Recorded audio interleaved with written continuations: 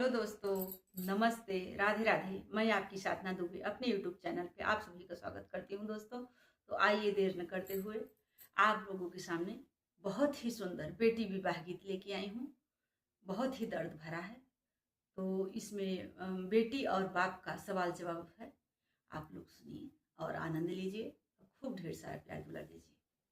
आइए।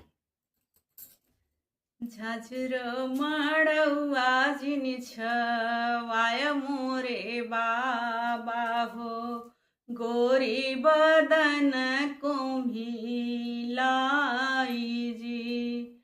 झाझर मड़ौआ जिन छवाय मोरे बाबा हो, गोरी बदन को भी लाई जी। कहतु त मोरी बेटी तमुआ तनवत्यु हो, गोरी बदन रही जाई जी। कहतु त मोरी बेटी तमुआ तनवत्यु, कहतु त छत्र छवाई जी। कहतु त मोरी बेटी सुरजू अलोपत्यु, गोरी बदन रही जाई जी।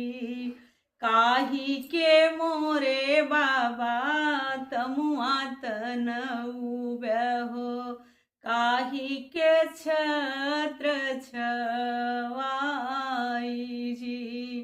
काही के मोरे बाबा सुरजू अलोप हो, आजू के राती बाबा तोहरे नियंगन हो, काली सुघर भर के साथ जी।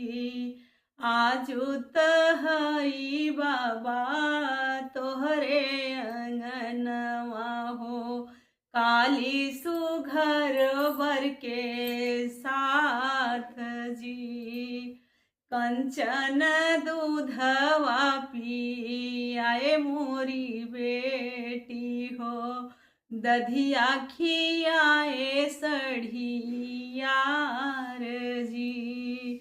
कंचन दूधवा पियाए मोरी बेटी हो, दधिया खियाए सढ़ियार जी।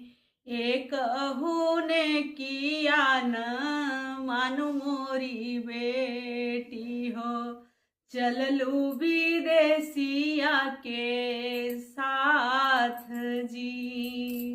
एक ने किया न मानु मोरी बेटी हो, चललू विदेशिया के साथ जी।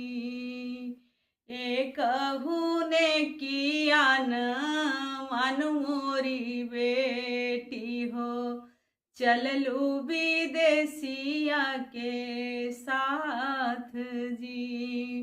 कंचन दूधवा पियाए मोरी बेटी हो, दधिया खियाए सढ़ियार जी।